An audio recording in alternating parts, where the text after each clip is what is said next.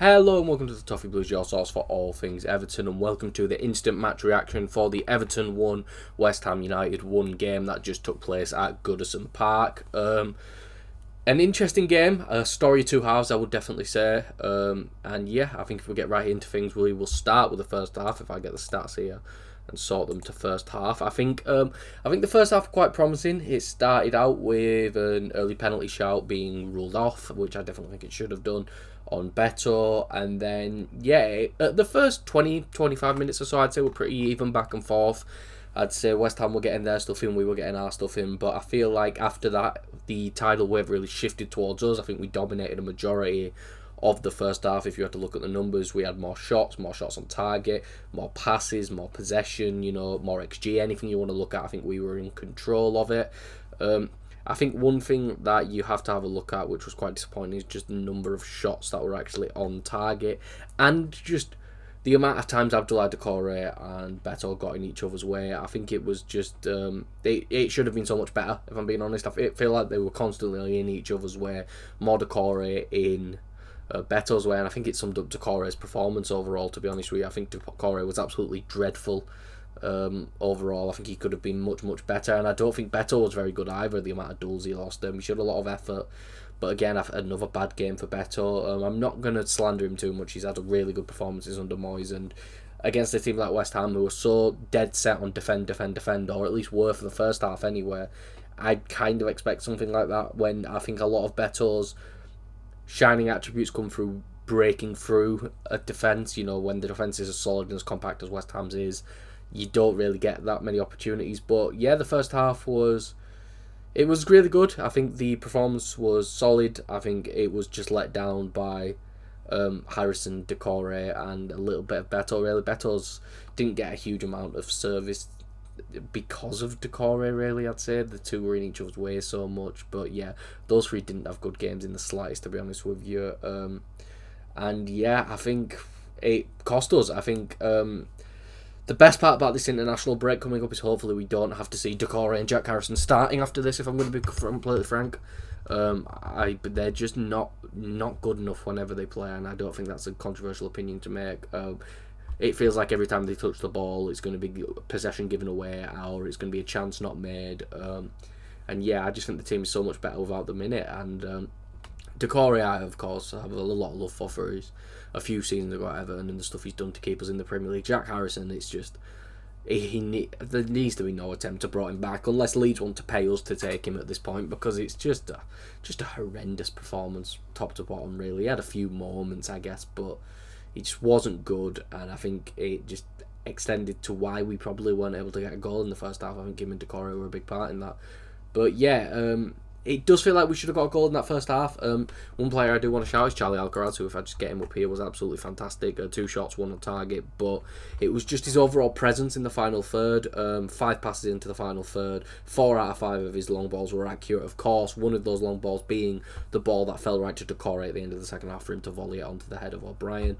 But yeah, I think he was fantastic. He has a ton of energy, which is exactly what the reason he plays Doucouré, and he has a ton of energy and just much more creative output, much more dangerous, much better on the ball, and feels like he can really transition the ball from midfield into attack perfectly. And I just feel like when McNeil's back, hopefully at the end of this international break, there's no reason for Doucouré to even be close to the side, to be honest with you, unless it's coming off the bench to add some energy or to help shore up a game with some more defensive solidity. But going into the second half, I feel like it's just a complete flip, really. West Ham absolutely dominated the second half, in my opinion.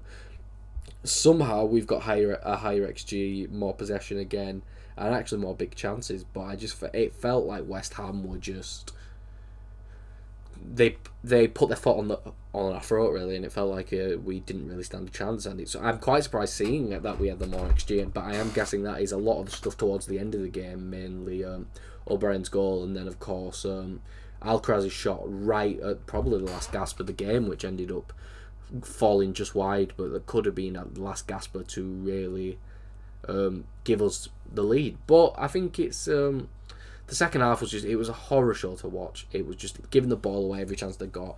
Some really bad defending from both centre halves. Just constantly coming out of position when they don't need to.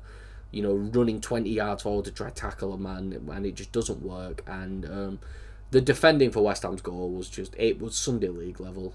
Tarkowski runs out to try cover, I don't know who it was, and then decides, no, never mind, turns after he's already ran 15 yards out of position, runs back into the box. By that time, Bowen's already got the ball, has slid it into Souček, and everyone's asleep. No one attempts to go for him. Tarkowski's there ball watching, just enjoying the sights, I guess. And after that, it's just game over. Souček, really good shot, well placed in the bottom right corner. And it's ironic, after we've been linked with Souček for so long, ever since Moyes came in, really.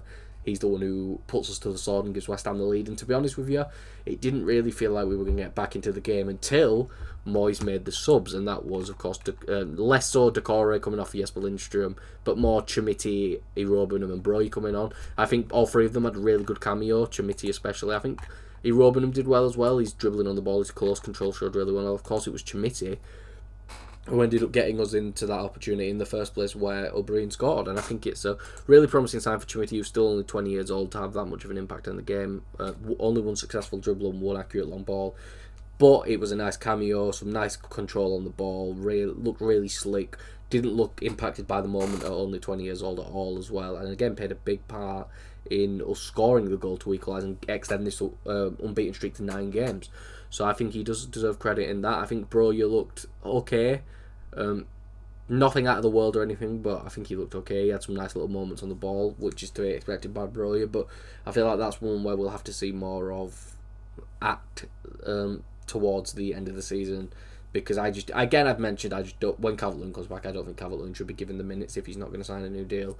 I think more minutes should be given to players like Chermiti, less so Broja, really, more Chermiti, who's going to be with us for the long term, hopefully. But yeah, overall, a decent performance, I guess, an average performance, because of the first half was really good, but the second half was so bad that it levels it out at like a 5 out of 10, to be honest with you. But I did mention on the podcast with Harry that I did expect this to be a 1-1, something around that. I just expected it to be like this, and it's our 4th draw in a row now, I think.